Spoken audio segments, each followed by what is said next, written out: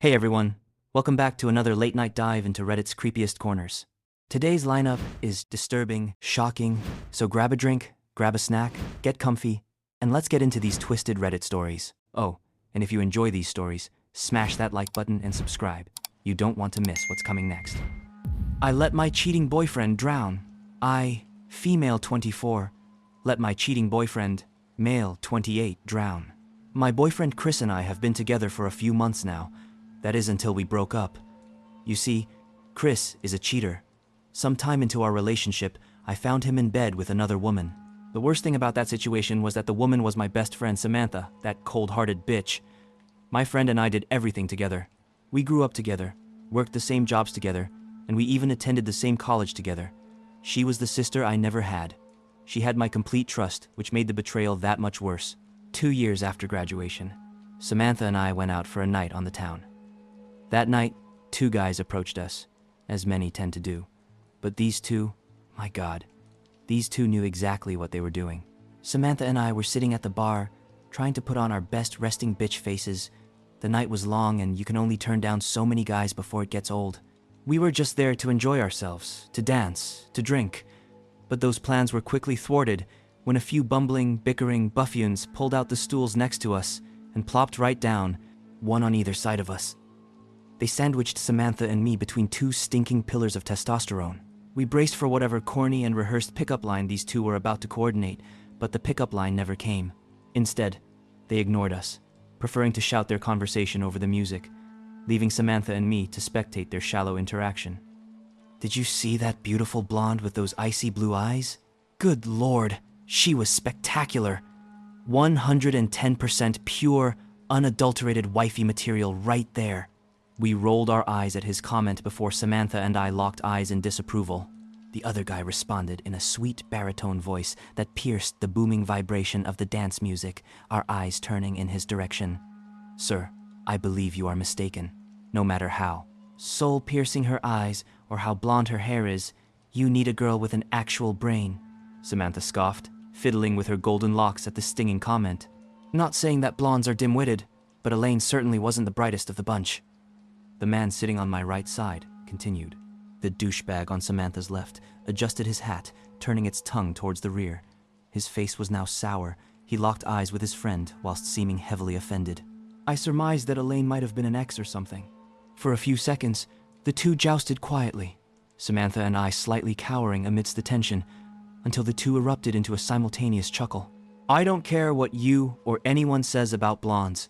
The stereotypes may be partially true, but they truly do have the most fun, the hat-touting D-bag responded. Samantha stood a little taller in her chair in vindication. If you say so, said the guy on my right. But honestly, I've always been more attracted to the brunettes with high cheekbones and fantastic smiles. My chair vibrated at the bass in his voice. Do you see anyone like that in here tonight? Questioned the D-bag. Well, yes, I did see one here earlier, on the dance floor. As a matter of fact, I think she was with the blonde you were talking about. By then, the realization that they were talking about Samantha and I was setting in.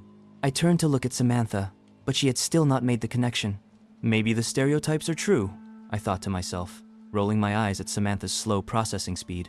Just beyond the gears turning in my friend's head was the D-bag smiling from ear to ear. He'd noticed that I had caught on. Looking over my shoulder, the handsome baritone mirrored his friend's expression. Meanwhile, you could smell the smoke coming from Samantha's ears. The D-bag spun around on the stool, spectating the dance floor. Well, Chris, do you think anyone here could prove us wrong? If only 2 girls, matching those descriptions, were here to show just how fun blondes and brunettes could be, the D-bag stated in an ironic tone. All 3 of us now waited for Samantha to finish her thought. We all peered around at each other with high expectations. Oh, us, Samantha announced with a snorting laugh, her open palm meeting the side of the D-bag's arm, just as mine slapped my forehead. Peering out from behind my hand, the sweet baritone eyed me lovingly, showing me his perfect dimpled smile. I tried to return the sentiment, but my face reddened at how intently he watched me. He finally extended my saving grace, an outstretched hand, in a gentlemanly fashion. As our touch met, he introduced himself. Hi, I'm Chris. Naomi, I said with a smile. Pleasure. In that instance, my heart skipped a beat. Love at first sight was never my thing. but the way this man carried himself made me want to kick my feet and squeal in excitement. His hair, his eyes, the veins bulging from under his rolled-up sleeves. If I wanted to resist, it was hopeless. Samantha and the D-bag wasted no time and sprang onto the dance floor, leaving Chris and me to talk at the bar. "What are you drinking?" he asked me. My mind was blank. I tend to get awkward around Greek gods. He smiled. "Barkeep, 2 Modelos." The night turned into early morning. Samantha and the D-bag, whose name I found out was Josh, never really left the dance floor. Samantha was a high-energy drunk. It was hard for anyone to keep up with her. Josh, however, seemed to have no problems in doing so. Chris and I, on the other hand, still nursed our first beer. It's kind of hard to drink when conversations are so stimulating. Chris was a PA, physician's assistant, specializing in pediatric care. He just moved to Lincoln City after accepting a job at a local clinic. Josh was his roommate from college, who was not as adept as Chris, but decided to tag along for the adventure. A well-educated, mild-mannered Adonis stood before me as the best potential suitor of my life, one who adored children and wanted to settle down in my sleepy little coastal town. To say I was smitten was an understatement. "Naomi, let's go," Samantha called from the front door of the bar whilst clinging to Josh's arm. "Looks like those two really hit it off," Chris said to me. "We're going home." An inebriated Samantha whined, Jake's face flush and heavy at the liquor's intoxication. "Well, we can't let those two go home alone, can we?" Chris said. We stood from our stools, walking over to meet our friends. As we walked out of the bar, Samantha stumbled over her own feet. Jake, being too drunk to catch her, left it up to me to arrest her fall. I clutched her arm, struggling to prop her up. Chris, being the gentleman he was, lent a helping hand. Josh, now off spectating the cars driving by in the early morning air, waved at each one like the village idiot. Chris's face contorted in his disapproval, and then he looked over at Samantha and me. "Come on, I'll walk you guys home." Putting Samantha's arm over his neck, he waited for me to lead the way. We started down the street, me leading just inches in front of the group. Josh was trailing behind us like a newborn duckling. The whole walk home, Chris and I talked about life, our hopes and dreams, how many children we each wanted, and even when we expected to settle down. I know, pretty heavy stuff to talk about when you just met someone, but I'm a hopeless romantic, what can I say? Occasionally, turning to see Chris's face as we walked, I could have sworn I saw him glance down at Samantha's cleavage, but I blocked it out as my gaze met his perfect smile. Love makes you such a fool. Walking into my front door, Chris, Samantha, and Josh stammered in behind me. "Just set her down on the couch there," I instructed. Chris obliged, gently leading Samantha onto the couch where she, drunkenly, caressed the side of Chris's cheek. "You're so beautiful, you know that?" Chris smiled nervously at her sudden confession of attraction. I decided he needed help, taking Samantha's arm off his cheek. Okay, lover girl. You need to rest." Guiding her head down onto the couch cushion, lifting her legs on the sectional, while ensuring a few pillows wedged her on her side for the night. I turned to look at Chris as he rested his hand on his hips while looking at Josh. Josh was on the other end of the sectional, snoring as a stream of slobber trailed down his cheek. He turned to me. "Looks like he's not going anywhere for the night." He huffed frustratingly, itching the back of his head in embarrassment. "It's totally okay," I comforted. "You guys can stay here for the night, I really don't mind." Chris smiled and looked down at our two sleepy companions. He then turns to the clock on his watch and back up at me. "You think these two will be okay on their own?" I looked down at Samantha as she rested somberly. "I think so. Why do you ask?" "You want to go watch the sunrise on the beach?" I ignored the fact that we live on the West Coast. The sun would be rising at our backs, but I'm sure he knew that. This was just an excuse to spend some more time with me. I happily agreed. The sand between my toes and a smile plastered across my face. Chris and I spectated a tsunami buoy from shore as its red spotter light flicked and bobbed in the rough Oregon seas. Its faint glow illuminated the sea foam as it swashed against its yellow metal exterior. A family of seagulls is taking refuge on its many perches for the night. The night was cold, as the darkness in the Pacific Northwest tends to be. I rested my head on Chris's shoulder, our backside resting against his fallen sweater. We had reached that portion of the night where there was no need for conversation, when two kindred souls could speak poems through a loving embrace. I reached down to interweave our fingers. Turning my face towards his stubbled facade, he smiled as his peripheral gaze suspected my doe-eyed, lust-filled expression. He slowly swiveled his head, our eyes meeting, His face inched closer to mine. My breathing is now more of a nervous pant, his seemingly matching my cadence. Our lips meet in a frenzy of sparks. For a minute, the world didn't exist. There was no ocean, stars, or coldness of night. Just the warmth of his embrace, the perfect first kiss, the perfect moment. That is, until the sound of a dying animal screeched through the night. Our heads snapped in the direction of the tsunami buoy. The family of seagulls had taken flight. Now only a swathe of plumed feathers floated gently onto the yellow buoy and atop of the foamy sea. Struggling on the tsunami buoy was the body of one of the birds, seemingly cut in half. "What the hell was that?" Chris questioned. A wave of frustration washed over me as some freak National Geographic-style scene had just interrupted my perfect moment. I looked at Chris's stunned expression. He's never lived by the sea, a newcomer to marine life. His bewilderment made me smile. "It was probably just a coelacanth," I explained. He looked down at me with mild horror. I shrugged. "Nature? What can I say?" I returned my head to his shoulder, trying to hide my anger at nature's bad timing. As the early morning sun illuminated the crashing waves in hues of yellow, orange, and red, we finally took to our feet. As we directed ourselves inland, I was halted by a faint whisper that hissed between the swashing of the sea. RRR. I stopped and turned back out to sea. "What is it?" Chris questioned. "You didn't hear that?" I responded. "Hear what?" Just then, the whisper once again rode its way on the early morning sea breeze. "Ruon," it commanded in a ghostly tone. "You didn't hear that?" I restated. Chris looked at me in confusion. As I stared back at him, not wanting to seem crazy, I returned with a dismissal of my previous comment. "It's nothing." Chris smiled, took my hand, and led me further inland. Before the shore's sand could leave my view, I heard the sound one more time, this time as clear as the morning sunlight. "Run." The sea was threatening me, or so I thought. Months had passed, and since that night my love for Chris only grew. Nothing could prevent me from loving him more every day. He was the perfect man in my eyes. He would bring me flowers when I was sad. He would hold me when I was lonely. And he looked at me with as much love-filled ferocity as I did him. I was sure he was my endgame. Samantha and Josh, on the other hand, only seemed to like each other under the influence of alcohol. The next morning, after that first night we all met, Samantha and Josh somehow found their way into each other's arms. In the clear morning light, and without the love potion that is liquor, Samantha's face retorted at the thought that Josh and her might have slept together. She kicked Josh out like some floozy, a drunken mistake. I later explained to her that they did not sleep together to her relief. That, however, did not improve Josh's standing in her eyes. From that day on, Samantha couldn't stand the sight of Josh. Maybe it was out of embarrassment for how she kicked him out, or it could just be out of Samantha's fear of commitment. Samantha's always been a one-and-done kind of gal. I always thought it was because she had a hard personality to love, but Josh seemed to mirror that personality. I thought they would have been great together. But alas, Samantha is her own woman, and I can't make her decisions for her. From then on, Josh was banned from our household, leaving Samantha as our permanent third wheel. It was no biggie, though.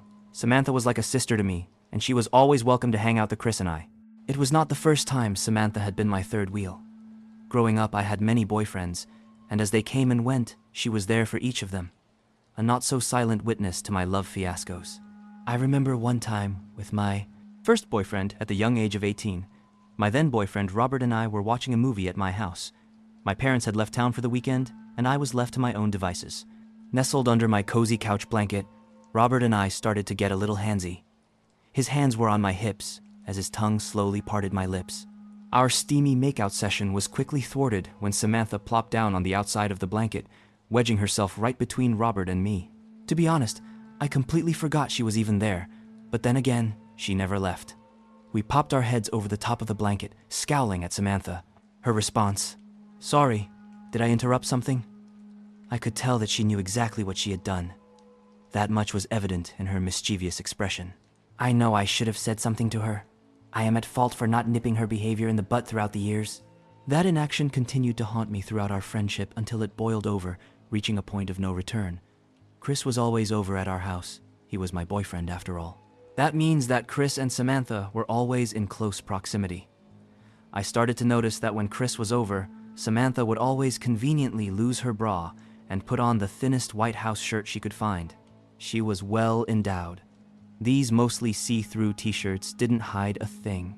That, or she would always find the skimpiest little workout shorts in her wardrobe, the ones that ride high and never low. I would often see Chris struggling not to stare, and I don't blame him for that. Samantha is beautiful. I would even stare at her myself when she wasn't looking. When someone shoves them in your face, it's hard not to look away. Chris mostly found the willpower to avert his eyes, to my relief, but Samantha turned up the heat. I would catch her eyes fixated on him at the breakfast table. Her nose crinkled at the thoughts running through her head. She would tease us, saying things like, "So I heard you guys had a really good time last night. These walls are thin, you know." Chris almost always choked on his cereal at her out-of-pocket comments. She would then quell his coughing fits with a hand placement that tended to linger just a bit too long. Chris fighting not to look over at her freed breasts. Samantha would give him a flirty smile when they passed each other in the halls, turning her gaze over her shoulder to see if Chris followed her tail feathers. Chris remained steadfast for the most part, but I felt my confidence in him start to waver when I saw him start to glare too long at her from a distance. I tried to dismiss these occurrences as me being the jealous girlfriend. Samantha was my best friend and she would never betray me. That confidence was quickly ripped away when I came home early from work one day. Walking into our beach house, the crashing of the far-off waves became increasingly muted as the door closed behind me. I should have been here alone. The house should have been as quiet as a mouse.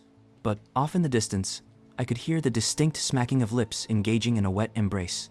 I inched my way through the house and down the hall. I realized that the sound was coming from Samantha's room. I pressed my ear to the door and heard a sensual moan. Is she watching porn? I thought to myself. No, Samantha was not one for fantasies. She was more of a real action kind of girl. She must have met a guy and brought him over for a light morning brunch session. I smiled at her little achievement, pivoting away to give them the privacy they needed, but just as I took my first step, I heard something that made my heart sink. "Oh, Chris," the whore moaned out. My knees began to shake, and tears started to well in my eyes. I turned to face the door once again. I knew I had to face whatever was on the other side of this passageway, but I hesitated. I don't know why, but in that instance, I remember the faint whisper I heard on the beach all those months ago. "Run," played over and over in my mind. Believe me, I wanted to, but I could never forgive myself if I never confronted my suspicion.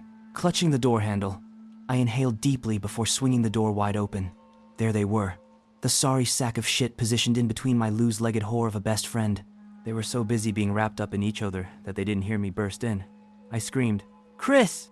In that second, he freed himself from her clutches, tossing her off to the side, and ran for his clothes that decorated the floor.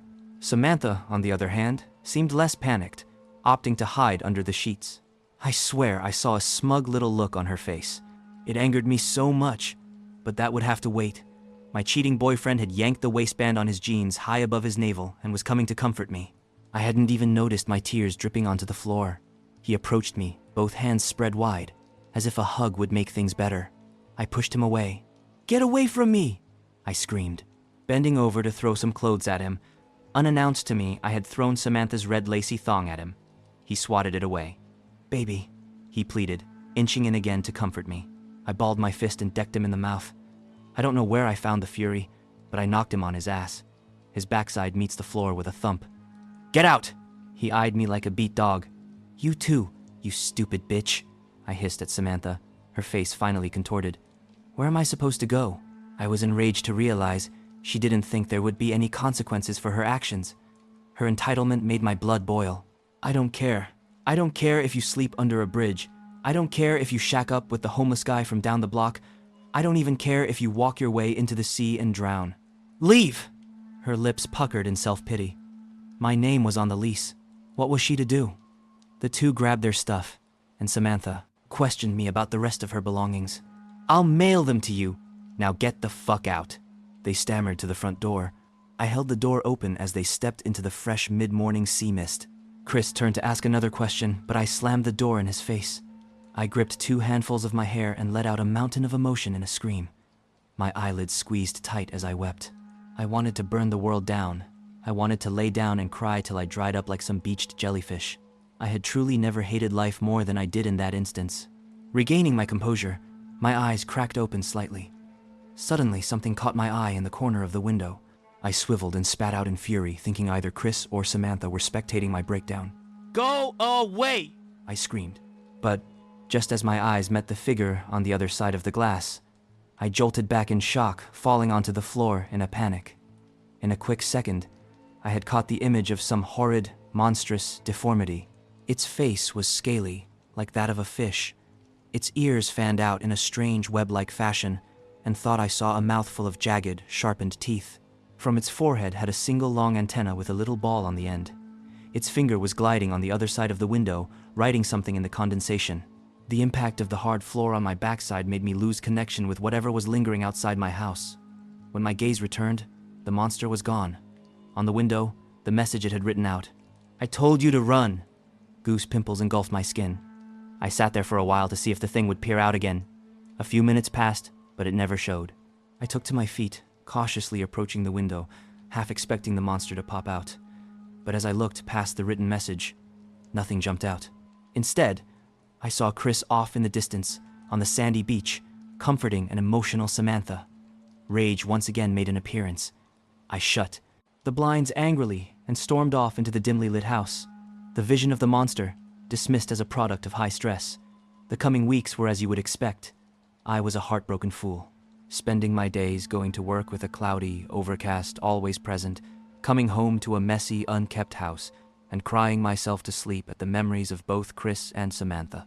Losing one love was too much, but my best friend too. It hurt way so much. Chris would blow up my phone, trying to salvage the situation, but the messages went unanswered. I should have blocked him, but I found strange comfort in the pain of seeing his name pop up on my phone's notification banner. Samantha, on the other hand, had not even messaged me about her property that was left behind. She had always been a spiteful bitch. Soon Chris's begging got to me.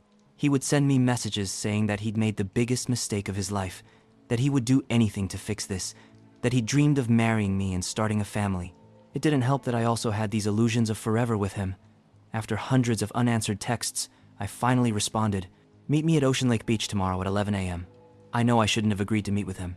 I am all too familiar with the expression, once a cheater, always a cheater, but I didn't know how else to make the pain stop. I was at the end of my rope. My heart was in 1,000 pieces, and I thought, if I could somehow rekindle the love I once had for Chris, this nightmarish hell would go away. I was a dumb girl, manipulated by pain and anger, but I felt like I had no other choice. Morning came and I walked out to the beach near my house, the same beach where Chris and I had our first kiss. I stood out looking at the same buoy that captivated our attention that first night. There was something about the rhythmic swashing of waves against its exterior that comforted me.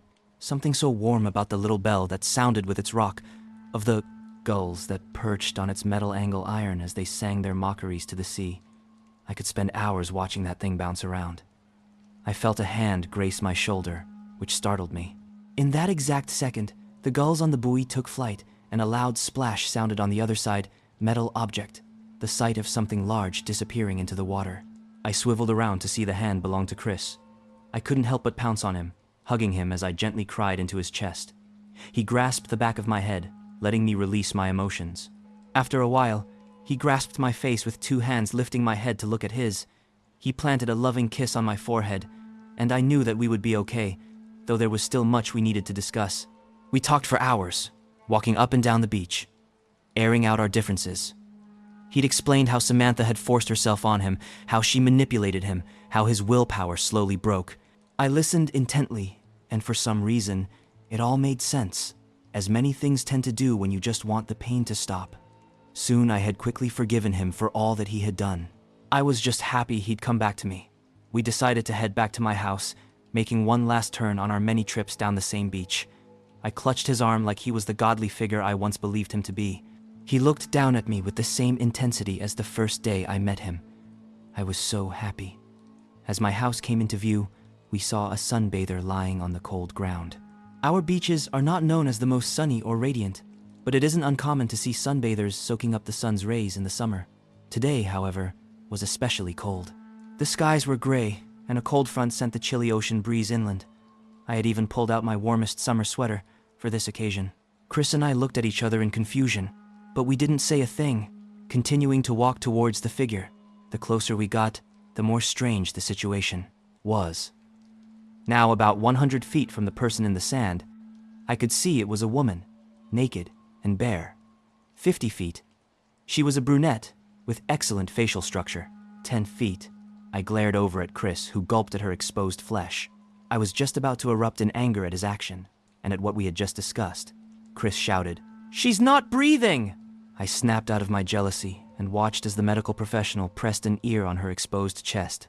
He positioned her properly on her back, raised her chin upwards, planting his mouth on her lip, blowing in a huff of air as her chest was forced to expand. I stood arms crossed, not knowing what to do. He kneeled erect, pushing down on her chest a few times before, returning to her face. Again and again, he battled to save her. She eventually spit out a lungful of seawater. She gasped and coughed, the air finally filling her lungs.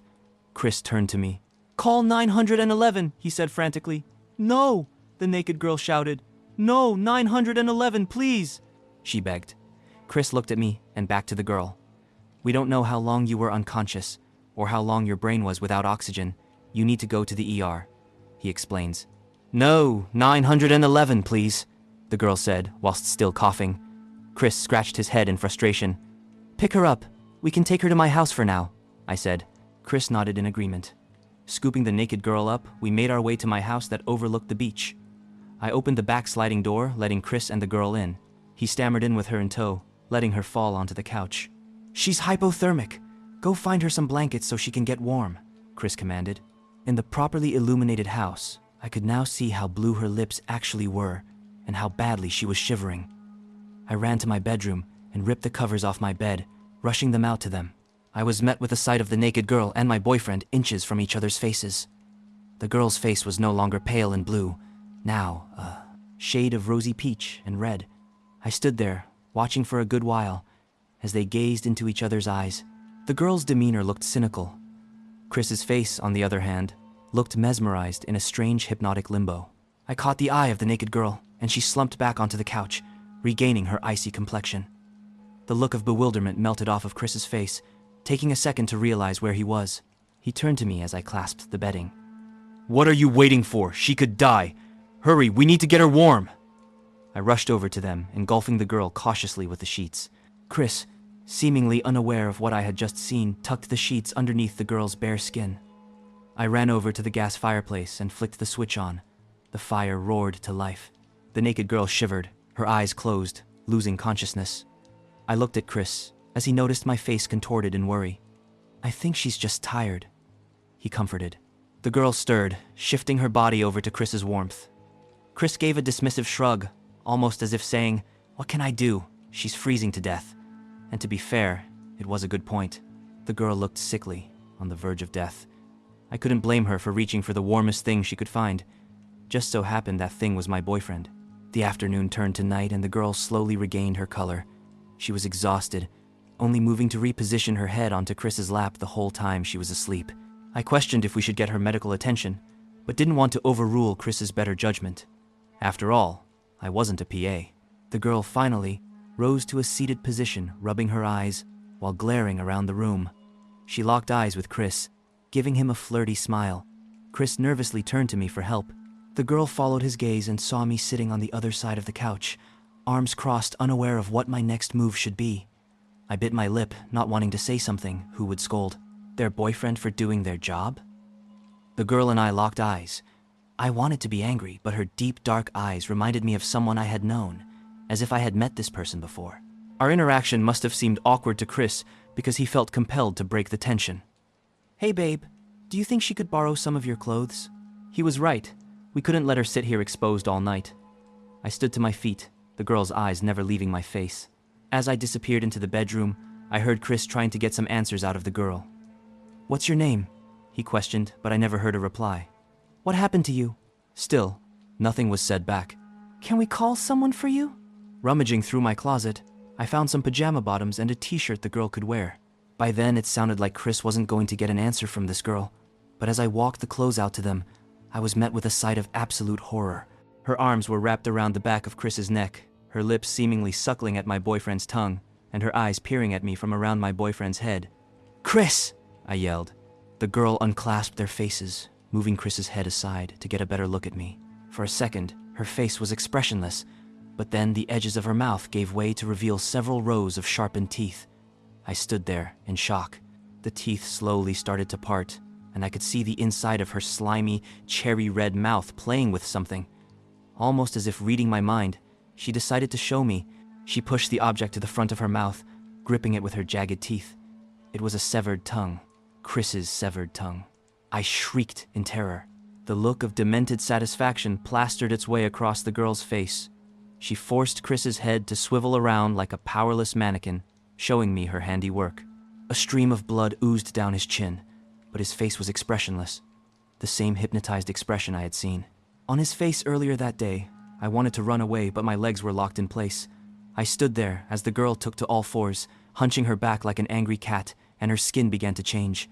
From the pale, beautiful skin that touted on the beach, she sprouted scales. From her dainty little ears grew webbed fans. From the top of her forehead came an ugly, misplaced antenna. She had transformed into the creature outside my window.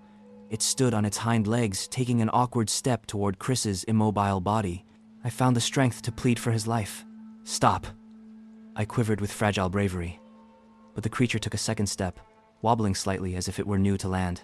It bent over inches from my boyfriend's body. A long, serpent-like tongue slid across the stream of blood coming from his mouth until its long protrusion found a home down Chris's throat. A bump was visible from the outside of his neck as the creature plunged it in deeper. "Please stop," I begged. The creature extracted its tongue from the depths of my boyfriend, its hand sliding on the outside of his jeans. It reached its clawed hand into his pocket, pulling out his phone. It turned it on and held it up to Chris's hypnotized face, unlocking it with Face ID. It stood up and carefully walked over to me. The creature placed it in my hand with an extreme amount of gentility, cautious not to frighten me. I didn't understand what it wanted from me, as it turned its attention back to Chris. Just then, the phone vibrated. I looked down at the new text message. My heart dropped at the person it was from. Samantha. "Hey baby, are you okay? I haven't heard from you all day. When are you coming home?" All the horrid feelings started flooding back to me. The images of my best friend straddling my boyfriend's hips, the smug little look on her face when I caught them, and the feeling of Chris's jaw on the other end of my knuckles. Then it dawned on me. The whole day Chris was baiting me into getting preps, back with him while he was with my backstabbing best friend. I lowered the phone and over at the monster on the couch, while the creature sized him up. Its bulbed antenna started to glow in this bright fluorescent white, and for some reason, Chris was drawn to it. He took to his feet, the reflection of the antenna twinkling in his eye. Then the creature took a backward step toward my back door that overlooks the beach. A second step and Chris followed, never losing sight of the bright fluorescent light. I ran over to slide the back door open, setting them free into the ocean breeze. I no longer cared what the creature wanted with Chris. For all I knew, it wanted to eat him. If it did, I wouldn't have batted an eye. This lying sack of shit deserved it. They inched their way down my wooden porch steps. The creator's webbed feet made nasty sludging sounds with each embrace of the deck. When they reached the sand, I was not far behind. I needed to see Chris's fate. The salty sea washed over Chris's ankles, the creature still leading inches ahead. I spectated from the sand as the two gradually made their way further into the sea.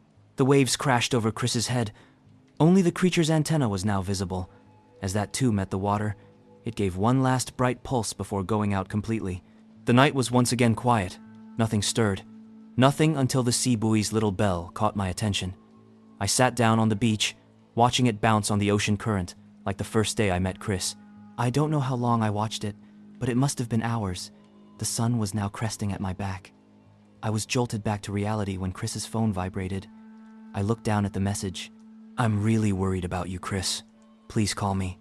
Samantha was stressing about her man. We couldn't have that. I took to the text keys. "I'm okay, babe," I wrote, but my face lit up as I got a grand idea.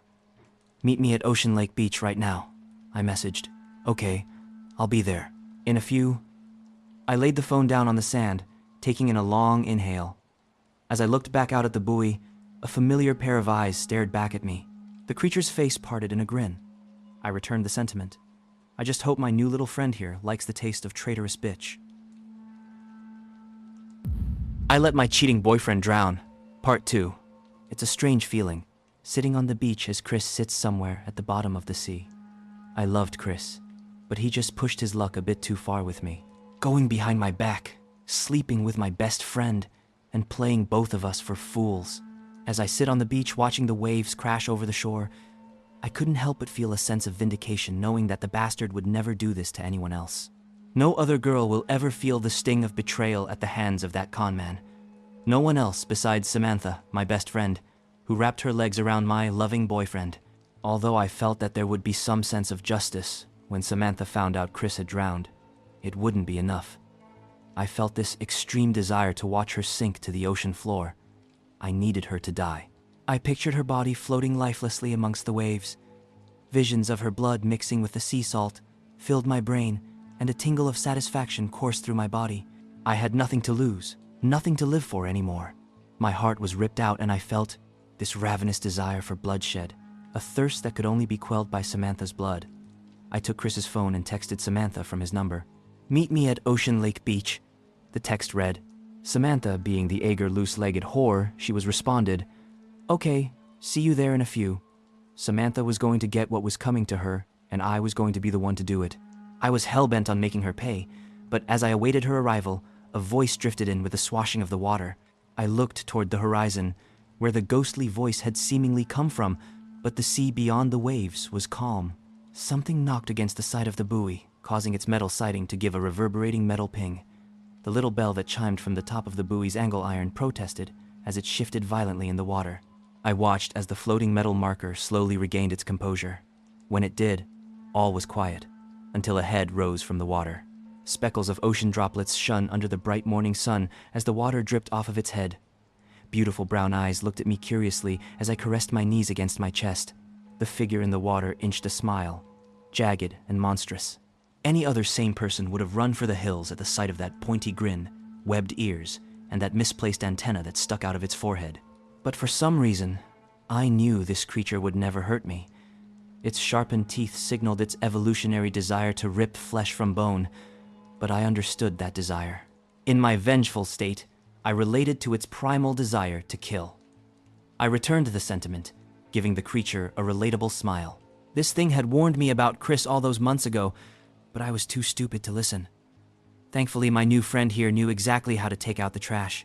Looking at the beast's loving eyes, I felt this strange, unexplainable bond, as if this thing and I were linked somehow. I couldn't wait to see this thing pull Samantha, under the waves. I imagined her struggling against the surface, gasping for air. "Help me, Naomi. Please, I don't want to die," Samantha would say. Meanwhile, I would stand unmoving on the shore, watching the light slip from her eyes, water filling her lungs.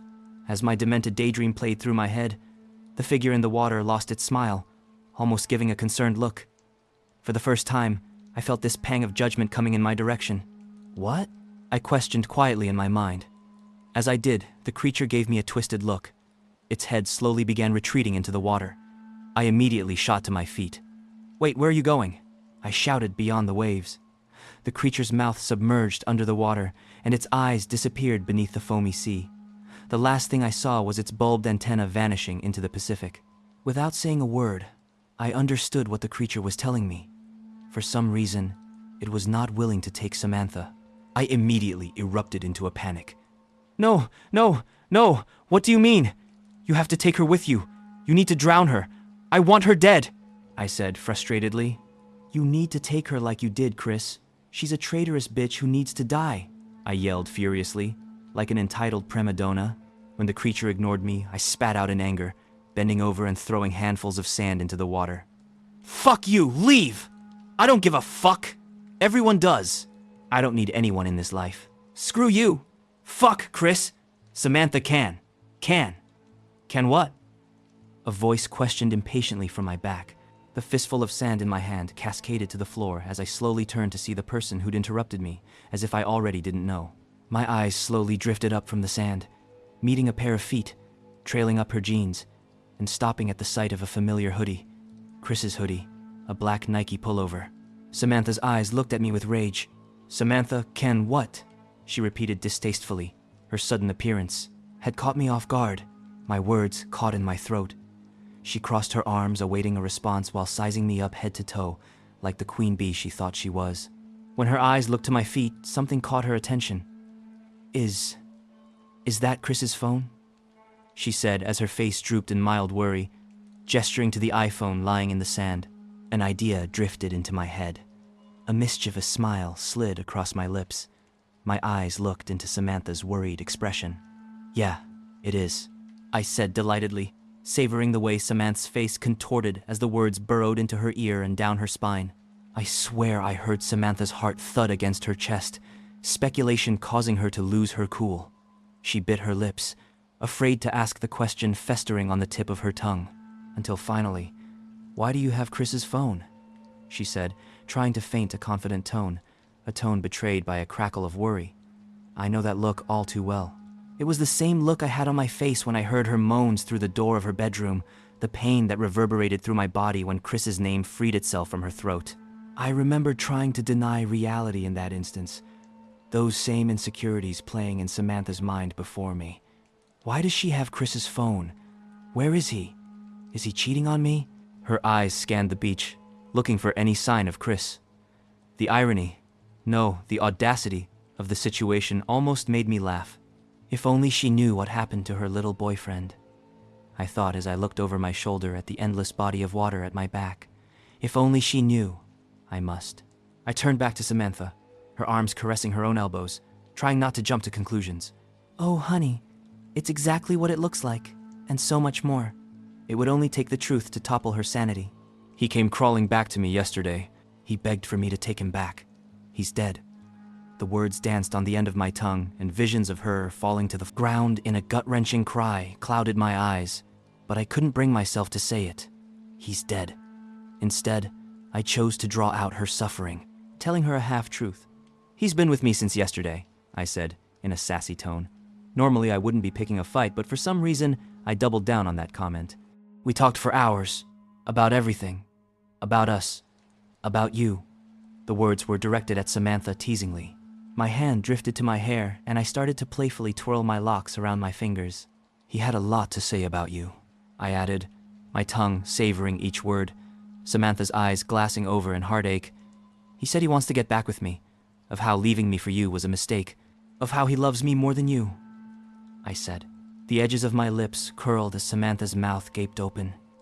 "That's not true," Samantha said dismissively, trying to convince herself that what I was saying was a lie. To my credit, Chris did say those things to me. It was only yesterday that Chris and me walked up and down this very beach as he professed his love for me. He talked, and I listened, not questioning if what he was telling me was true or not. Little that I knew, that Samantha and him were snuggling up together each night since I found them wrapped up in each other's arms.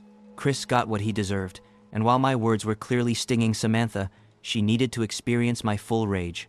Samantha stared blankly at the ground, studying every grain of sand as if they would give her the reassurance she was looking for. The sight of her stupid, bewildered face made me so angry. I pictured my hands around her throat as the life slowly disappeared. I could feel her labored breaths as she gasped for air like a fish out of water. I imagined dragging her body to the edge of the water and letting the waves pull her into the stormy sea. A hint of trepidation clouded Samantha's thoughts, and an unfiltered question directed itself my way. "What else did he say?" Samantha asked, denial now giving way to a fearful quiver. I took great satisfaction as she cowered before me like a sad little puppy. I could keep drawing this out, or I could go straight for the jugular. I opted for the latter, returning a hand to my hair, twirling my curls around my finger, while suggestively biting my lip. We didn't do much talking after that," I said, in a cutesy tone. Samantha's heart shattered before my eyes, and a euphoric warmth washed across my body. "That statement wasn't a complete lie. Chris has been pretty quiet since yesterday." I returned my gaze over my shoulder, wondering what my little friend had actually done with that asshole. Just as I began turning my head forward, something tackled me to the ground. Samantha cradled me between her legs and started clawing at my face. Like a ravenous animal, she screeched at the top of her lungs. No audible words actually came out. Through the flurry of slaps, I managed to get a glimpse of the tears streaming down her cheeks. I took great satisfaction in her pain, so much so that the world seemed to be at a standstill. I watched the seagulls circle overhead, behind Samantha's head. I'd never actually seen them like this before, staring straight up and the cloudy sky as their white wings rode the cold breeze into the sky. In that instance, I was never more at peace. A moment was cut short when Samantha started pressing 2 thumbs into my eye sockets, sending the world roaring back into my ears. "You bitch!" she screamed. I felt my eyes being shoved to the back of my skull as she pushed them in with all her might. The pain finally made an appearance, and I instinctively grabbed her wrists, trying to pry her hands away. "Get off!" I yelled as a starry black fog danced behind my eyelids. Obviously, Samantha paid me no mind. Her thumbs still pressing into my eyes, she lifted my head and began bashing it against the soft sand. Thud, thud, thud. The pain radiated from the back of my skull. If this was concrete, I would already be dead. Samantha gave a primal war cry, as instinct propelled me to grab a fistful of sand, smothering it into her eyes. When I did, the light returned to my vision. Samantha desperately tried to clear the debris from her face. I saw my opening and pushed her off of me, her back meeting the sand. Despite the sand in her eyes, they widened as I raised a hand over my head, bashing a fist to the side of her cheek. The impact made her head thwart backward, that stupid, bewildered expression plastering across her face again. It made me so angry. I continued to hammer her face. "Stop! What are you, Bash?" She tried pleading, but my fist shoved the words back down her throat. "Naomi, please. Thud, thud. It felt so good to watch her squirm and fight as she tried to escape. Naomi." Smash, smash, smash. While one of my fists blackened her eye, a cold voice rode the early morning sea breeze and halted my fist. "No," it hissed in a ghostly tone. I paused for a second before raising a fist above my head, fully intending to knock Samantha's teeth down her throat. But before I could bring it down, I felt an intense pain in my head. It was like someone was drilling directly into my skull. As I reached for my head, in an attempt to quell the pain, that same ghostly voice whispered into my ear. "No," it said, but this time, it wasn't alone. It was as if the voice reverberated in my skull, bouncing off every inch of my cranium, causing the sound to sound like a chorus of hissing. "No," they all said. The voices made me take to my feet, hunched over in pain. "Stop, stop, stop," I said, begging for the voices to quit. To my relief, they did. The intense migraine slowly started to dissipate, and the cloudy haze in my eyes drifted away. When I managed to take in my surroundings, I saw a bloody figure at my feet. Samantha was lying there, trying to scramble to her feet as she spit out a mouthful of blood. "You dumb bitch," Samantha spat out. "You're gonna get what's coming to you. I'll make sure of it. When Chris is done playing with his little whore, he'll come find me," Samantha said woozily, her feet struggling to stay underneath her. As I watched her make her way up the beach, something came over me. "He's never coming back. You'll never see him again," I yelled as Samantha disappeared over the sand berm.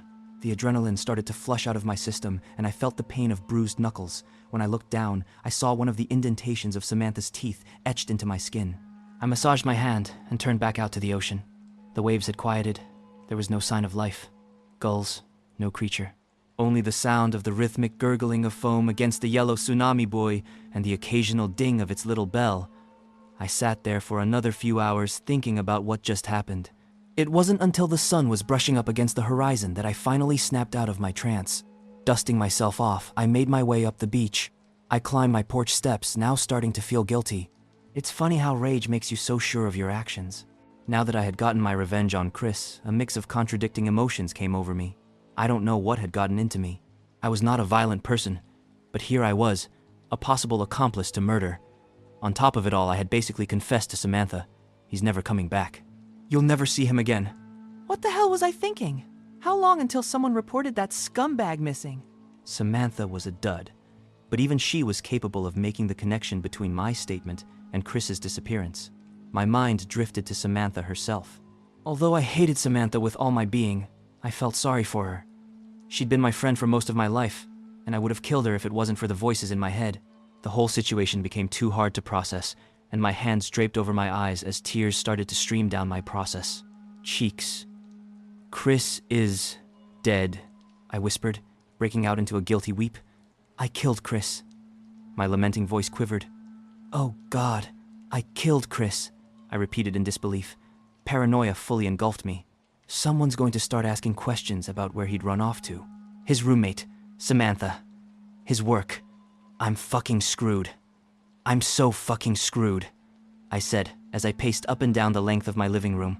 My mind drifted to all the possible ways I could be implicated in the crime.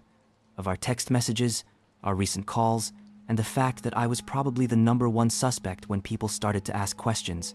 Suddenly, a spine-chilling realization drifted into my head. Chris's phone. Where is it? I frantically searched my place, hoping to find it under the couch cushions, in a drawer, anywhere.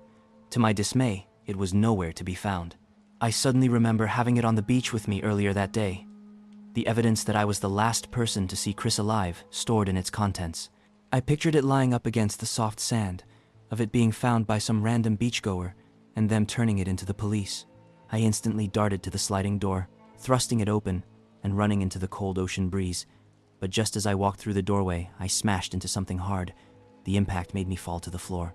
When I lifted my gaze, a scaly figure stood in the frame. A familiar, jagged smile greeted me. My gaze made its way down the creature's body and stopped when it reached its clawed hands. In its right hand was Chris's phone. In the other, Chris's severed head, still oozing blood. I crawled backward, back into the center of the living room, but the creature followed, taking squelching steps as its wet feet pressed up against my hardwood floor. The dribble of Chris's blood was not far behind. "What are you doing here?" I said, unafraid of the creature but certainly wary of the severed head. The beast towered above me, with an outstretched claw. It handed me Chris's phone. I took it hesitatingly. When it was fully in my grasp, the creature slowly retreated back out the sliding door. I watched as the trail of blood looped back around and followed the beast out. While I was relieved, I was still paranoid of what fate would befall me. In an attempt to quell my nerves, I pocketed the phone, sat on the couch, and turned the TV on, trying to drown out the thoughts running through my head. When the image pixelated in front of me, my heart dropped. The local news was playing, and on the bottom of the screen was a news bulletin. Headless corpse found on Grace Hammond Beach, just down the road from my house. Fuck my life. Spoilers ahead. After the events detailed above, Naomi's paranoia only gets worse. She is unable to sleep and is constantly glued to news sources as police try to unravel the mysteries of the death of one of the local pediatric PAs. Naomi's paranoia is not helped by her mysterious friend from the sea, who comes and visits her randomly throughout the course of the story. Samantha makes the connection between Naomi's comments on the beach and Chris's untimely demise. After Samantha reports this interaction to the authorities, the feds come sniffing around Naomi's beach house. While they don't find anything of note, they have their suspicions about Chris's ex-girlfriend. The lead detective seems to have it out for Naomi, and he keeps her under a microscope. Naomi starts to have these vivid dreams of the sea, of her little hometown, Lincoln City, and of murder. In particular, murdering shallow, evil men. To her surprise, these dreams may or may not be dreams at all, a conclusion she comes to when the men of her sleepy coastal town begin to go missing. It all comes to a head when the lead detective in the case catches a woman on a surveillance video who he suspects is Naomi.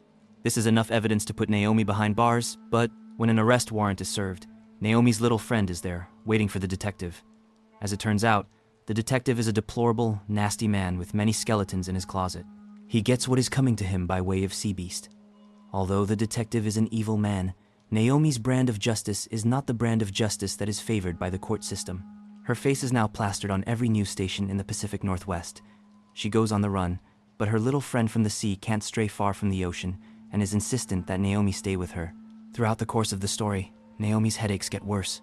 The mixture of fear, stress, guilt, and an unexplainable need to stay close to her friend wreaks havoc on her health.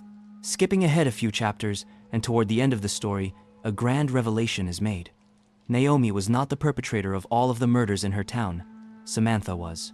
The sea beast's constant visits were to protect Naomi from her friend, but the reason behind the beast's protective nature is not arbitrary. The sea beast can sniff out impending heartbreak like a shark can smell a drop of blood in a pool of water. When Naomi's heart breaks, it imprints on her, not because it wants her for itself, but because it sees her as a possible candidate. Candidate for what, you may ask? Well, you see, mermaids aren't born, they are made. Naomi is greeted by the edge of the sea by hundreds of sea creatures, some touting their human forms, others in creature form. Naomi battles with the implications of becoming one of them, but happily accepts as the cops close in on her. Samantha, on the other hand, lives carefree for a time. Naomi might have made the connection between the murders and Samantha, but the cops never do. Don't worry, Samantha gets what's coming to her. Months later, Naomi returns with a vengeance, luring Samantha into the water and drowning her. A storybook ending, in my opinion. This is a sparse vision of what I see in my head, and it's a work in progress. Many details need to be added to make this story truly spectacular, but I hope you like it. And if you don't, or if you see plot holes that I don't, let me know. All input is happily accepted. And as always, I am grateful for all of your support. Like and share this post as you feel inclined to do so. Until next time, RZR. My wife did something unspeakable. Mary and I have been married for the better part of a decade now. She is the love of my life, and I wouldn't trade her for anything. The only problem is, the woman who mothered my son is no longer here. I don't mean that in a literal sense. She is alive and well. At least, as well as she can be considering the recent trauma she's been through. About 3 weeks ago, she received terrible news from back home, one that shattered her entire existence. Her parents had died.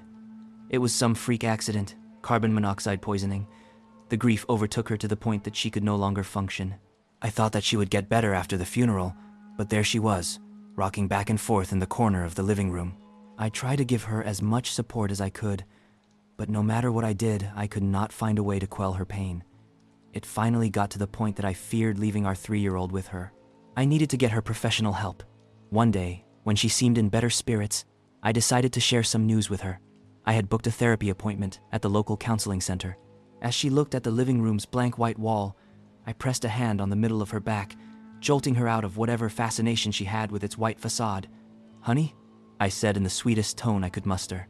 Surprisingly, she didn't spit fire into my face like the last few times I tried to speak with her. As her eyes looked at me from behind her puffy eyelids, she gave me the first genuine smile in a long time. "Hey you," she said, a loving way she so often addressed me. I took a seat next to her on the ground, crossing my legs as I gathered the courage to send her into an inevitable fury. I took a deep breath and spit out my confession. "Honey, I'm really worried about you." My voice cracked as the words fought me on the way up. "I want to help you, but no matter what I do, I can't find a way to take your pain away," I said as she tried to process what I was saying. To be honest, after seeing her blank expression, I was sure it was falling on deaf ears. That is, until her gaze dropped, and she opened her mouth, giving me a gut-wrenching response. "No one can help me." Her response was monotone and cold. I've never seen anyone experience as many contradicting emotions as she did in that instance. Her eyes signaled sadness, her brows anger, and as she returned her stare to the wall, I swear I saw a sense of hopefulness. "Only he can help me." I turned my gaze to whatever her eyes were glued to, but the wall's empty void did not instill confidence in my wife's sanity. I knew then that she was far beyond any help that I could render. I took her hands, grasping them with love. "Honey?" I questioned cautiously, but she did not return her gaze to me. Placing my hand under her chin and tilted her face back over to me, cautious, almost timid that she would chomp down on my fingers if I strayed too close. When her face was pointed towards me, but her eyes remained glued to the white walls, twisted, her irises half hidden behind the edges of her eye sockets. The sclera of her eyes webbed out with long, skinny streaks of blood vessels. No matter what I said to her now, it would not be registered. She had retreated into her state of extreme grief. My heart filled with dread, but for what it was worth, I was going to vent my concerns, even if they would go unacknowledged. "So, there's this doctor that was recommended to me by a friend, down at the counseling center." As expected, the words just decorated the air around her, but I pressed on anyway. "He specializes in grief counseling, and I think he could help you." Once again, the words did not register, or so I thought, until I saw her eye twitch. I took that as a sign of piqued interest. "His name is Dr. Robinson. I know this is out of the blue, but I need to get you seen by a proper professional. You need help. Honey, this isn't normal." Her eye gave another twitch, only I finally noticed that it wasn't her eye, but something swimming around behind the little blood vessels that gave the impression of an eye twitch. What the hell, I thought to myself, taking to my knees and inching my face closer to whatever was crawling inside her eye. Upon closer inspection, something wiggled in this grotesque fashion, burrowing a path through her eyeball. The little figure inside crested its tiny little head and began chewing towards the surface of her sclera. "Wah, what the fuck?" the little voice in my head said, trying to comprehend what it was seeing. A little white insect poked its head through the newly dug hole before it fell completely out of her eye like a fallen tear. It now lay on the fabric of her jeans, flopping about like a creepy crawler from hell. I pinched it with 2 fingers and held it up to the light. It was a maggot. I jumped back in disgust. Falling back onto my palms, the bug flung to some far-off corner of the room. In shock, my eyes were planted firmly on my wife. Just then my son called out, "Daddy?"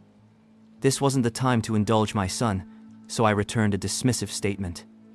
"Not now, buddy," I responded in a shaky voice, still in shock of my wife's eye maggot. Retaking to my knees, I re-examined my wife's face. The little hole the maggot had crawled out of was no longer there. Regardless, I kept my eyes planted behind the little red blood vessels in anticipation of another wriggly figure swimming about.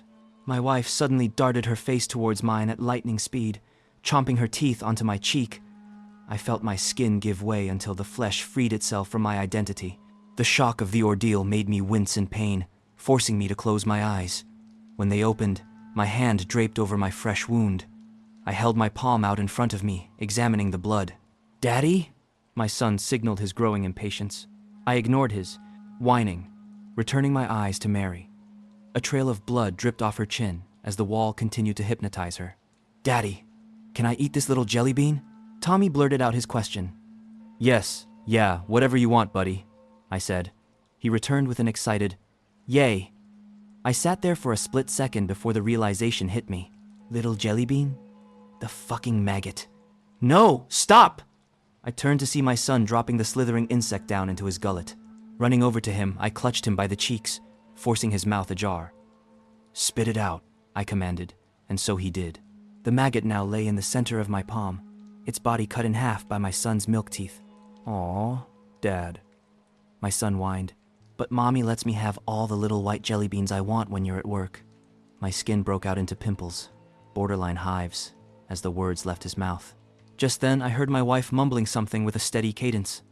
"Little white jelly beans, little white jelly beans, little white jelly beans." She repeatedly rocked there, singing the same song. "Little white jelly beans, little white jelly beans, little white jelly beans." I knew then that my wife could no longer be left alone with my son. I had no choice but to send my wife away to an institution. It was too dangerous to have her near my son, and, well, the help she needed would be given to her around the clock at this mental hospital. She, however, did not go quietly. I told her about the reasoning behind why the men in scrubs were wrapping her in a straitjacket. Her sickly mind could not comprehend the logic. "So, you think I'm a bad mother? How dare you? I hope they come for you. I hope they choke you in your sleep. I want you to know that I traded you for them." "He can have you, I don't give a fuck!" Mary blared out as they carried her off. At the time I thought it was all nonsense, but now I wished her words were some psychotic delusion. The coming days were seemingly calm. I had taken a few days off work to care for my son while I arranged for someone to babysit Tommy. For the most part, I just scrolled through my phone while my son watched cartoons. But everything changed when I saw my son whispering to the wall. The same wall my wife had prayed to for weeks on end.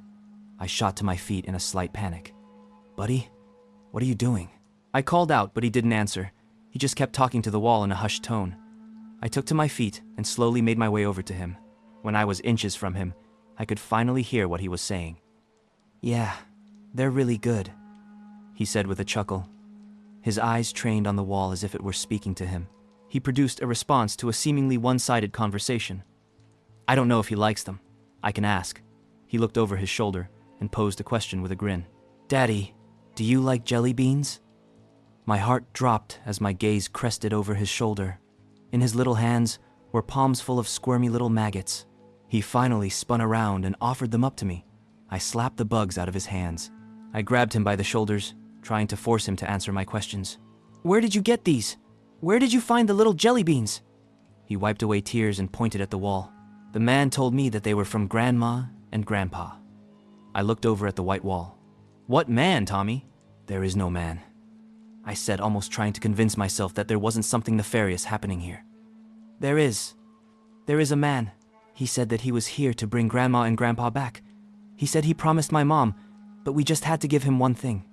Tommy paused, thinking of whatever this imaginary man told him. "What? What does this man want?" I commanded with wide eyes while shaking him with impatience. Tommy returned his eyes to me and simply stated, "You."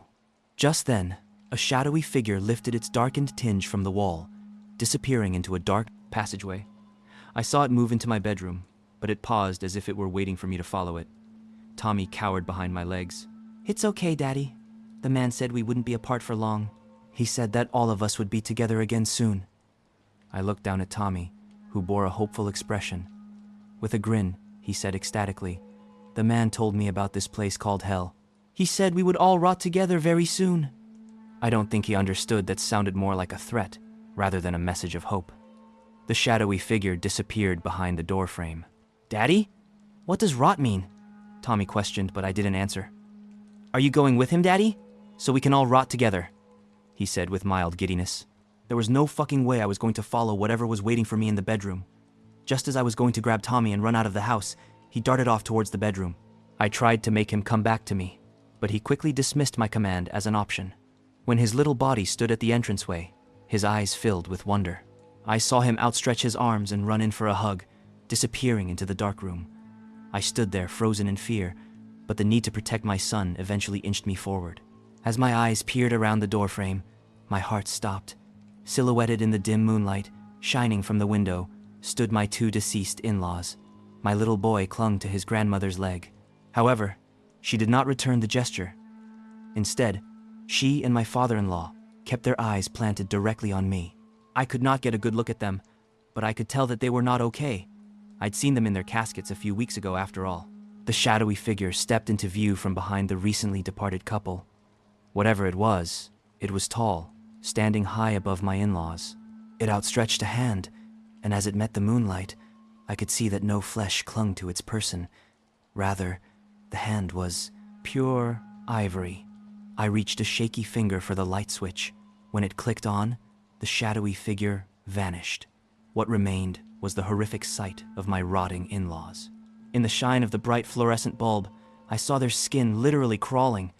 It wasn't till a few bits of flesh dropped to the floor that I realized the little white jelly beans feasting on their flesh. Tommy looked at the bugs with a twinkle in his eyes. "You see, Daddy, the man wasn't lying. They're back. They're really back," Tommy exclaimed with excitement. Curiosity overtook him and he picked one of the jelly beans off his grandmother's leg, plopping it into his mouth. At that moment, my mother-in-law's eye fell out of its socket. It dangled there as more jelly beans crawled out from inside her cranial cavity. Tommy caught wind of the spectacle, but instead of retorting in fear, he hopped in place with giddy excitement. He found the dangling eye hilarious. His excitement quickly vanished as something caught the corner of his eye. He looked in my direction, but not at me, at something towering behind me.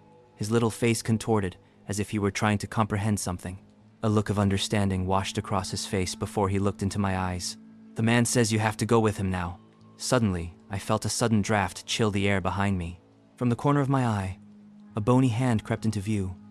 It caressed my shoulder, gripping it with ferocity, almost cracking my bones under the pressure. I forced myself from its grasp, swiveling violently around to see my aggressor. In front of me stood a tall skeleton, cloaked in a black shroud. In its hand was a massive scythe, the blade glistening in the lighting. No matter how bright the fluorescent light was, the two holes where its eyes should be appeared as black as midnight. It outstretched a hand, pleading for me to go with it. I stammered back on my heels, trying to comprehend the situation, but bumped into cold flesh. A few bugs fell on my shirt as the smell of death hit my nose. Over my shoulder stood my burly father-in-law, his eyes devoid of life's spark. I had to get away. I grabbed Tommy, prying his hands away from his grandmother's corpse. We managed to make it to the bathroom, slamming the door shut behind us, though I think it would do little to keep the shadowy figure out. We now sit here waiting for daytime, though Tommy informs me that I belong to the man now, no matter what I do. I'm asking for help. What do I do? I'm pretty sure that my wife's made a deal with death. I'm screwed. Fucking screwed. Thanks so much for tuning in. I really appreciate every single one of you. If you haven't already, please give the video a like and hit that subscribe button. We're aiming for 1,000 subscribers, and I know we can get there soon with your support.